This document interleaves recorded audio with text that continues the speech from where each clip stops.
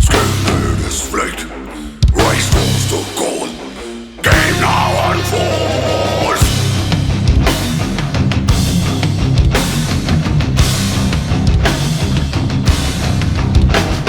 Skull and the stick, skull and the stick, skull and the stick, spawn of the sea.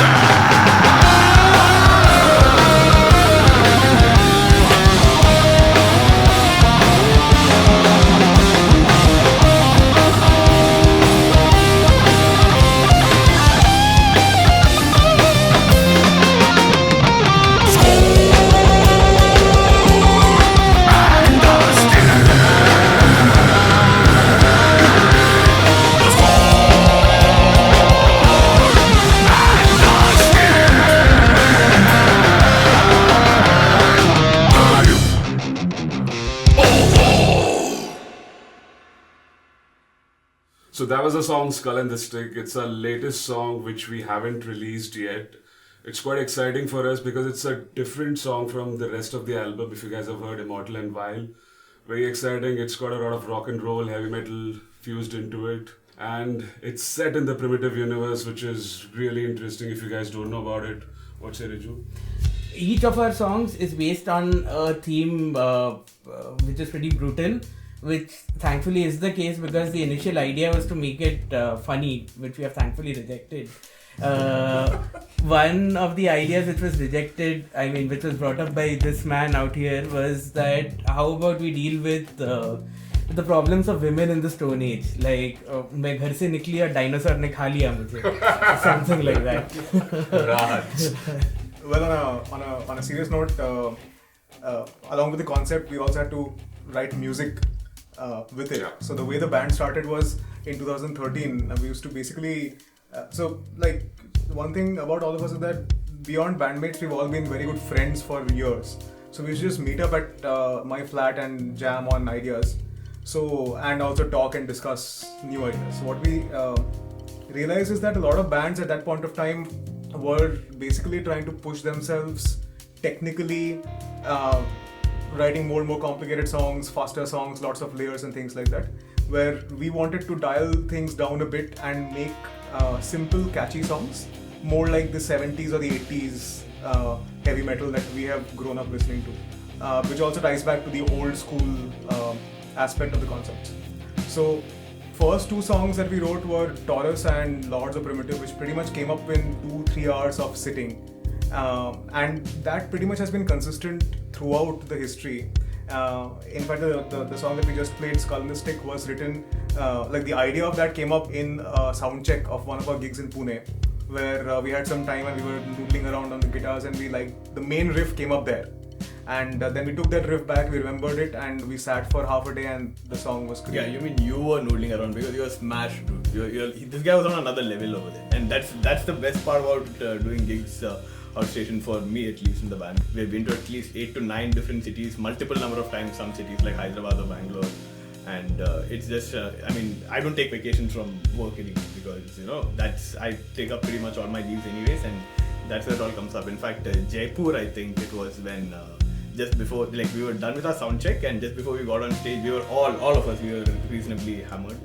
But Raj was again on another level hammered. And there was this one particular VJ, I still remember, she was doing this part of this TV program called Youth at Dark. Youth at Dark.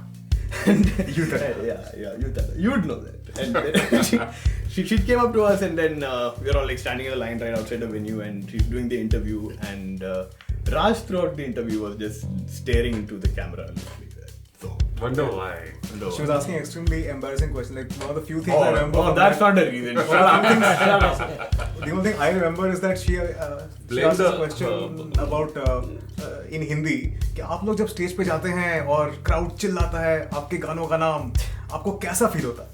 That question came to me, I was like, pass. You didn't say pass, you were just staring to the screen. He didn't say anything. You were just staring into the camera throughout, and I still remember by the end of the session, the VJ turned to us and requested all of us if you could just say, just look into the camera screen and say, Youth Adda rocks. And the four of us certainly did be like, Youth Adda rocks, whatever. Raj was still just blankly staring into the screen. And after afterwards when the VJ actually turned around to sum up her show, is when Raj wakes up and he just starts screaming, "You Thunder! No thunder! Talking about offstage experiences, Kiron isn't any less, to be very honest. So exactly around a year back, when we released our album and we were playing at Bangalore, so Kiron was pretty much in his element. They had a good brewery there. They had a good brewery there. Isn't Kiron always in his element? Exactly. I remember that There well. are good breweries everywhere. I was in Suno. I was in Jaipur. Yeah, so back to the Bangalore gig where Kiron was in his element and adventurous as usual. And where we had to actually carry him back to the hotel room. And the only thing that he did is while we were asleep, like about 1 o'clock in the night, he calls Riju. Like he's frantic and telling Riju that, dude, I'm at the back of a truck. Like I can totally remember that, but I didn't react because I was like, I didn't care. He was in the room, guys. He was in the hotel room itself. We trust you. Yeah. He trusts alcohol more. So well, all that apart, I think it's part and parcel how the band is. It's fun. It's playing some good gigs. We've played some 29 gigs in the last 2 years. Yeah. So it's been a great journey. It's fun, like I said. But it's not always been like this, guys. You know, I mean, at least now we have cities like, we played in Aurangabad of all places. We played in Cherrapunji in December. So there are newer tier 2, tier 3 cities where metal gigs are being hosted, but that wasn't the case back in the day. I still remember Bombay had its first death metal festival back in 2000. There would be 1 or 2 major gigs in the year, and people from other cities would not really play, get to play in other cities. It was quite difficult. Yeah, like in the 90s, I also remember a time when we used to use dial-up internet connection and downloading music and videos. Maybe it would take like a day or two to just listen to music. Yeah, so even when it comes to gigs, I remember like days of B69 where it was like a small tiny room and 300-400 people crammed there with no room to breathe. With 2 AC. Yeah, with 2 window ACs, okay. And they used to work on like 16 degrees full blast, but no use of that AC. So people are sweating, they're moshing, sweat flying everywhere. If you're standing like right at the stage, the vocalist is here spitting on your face while he's singing. So we've seen days where it used to be like that, and now we have all these venues like all the socials and the Blue Frogs that are actually aiding the scene, so to say. So it's a better time to be in the scene right now. Even when it comes to services, a lot has changed. Things are moving towards becoming more service oriented overall when it comes to the music industry, like things like marketing, getting your stuff out there. There are now websites that just take your music and put it out on other websites to get your reach more wide, basically. And yeah, compared to how it was earlier, it's getting better now in terms of like you said, accessibility and resources that weren't there earlier. And this progress is only going to reach a point where it's frictionless and smooth for the artists.